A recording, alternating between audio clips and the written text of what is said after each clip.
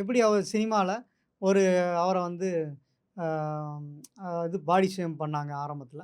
அதுக்கப்புறம் நான் பண்ணி காட்டுறேன்னு சொன்னார்ல.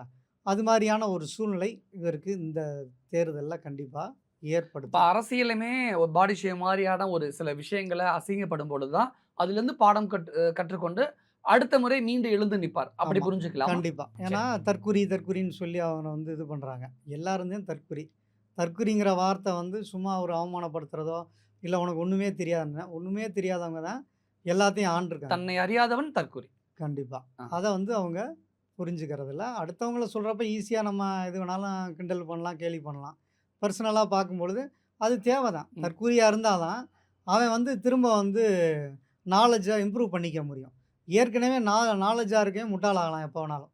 ஸோ, அதெல்லாம் வந்து இந்த தேர்தல்ல அவங்களுக்கு எல்லா அரசியல் தலைமைக்கும் ஒரு மிகப்பெரிய ஒரு அறிவுறுத்தலா அது குடுக்கும். ம். அதனால விஜயோட சில வெற்றி வாய்ப்புகள், ஏன்னா அவர் முழுதும் தோல்வி அடைய வாய்ப்பில்ல.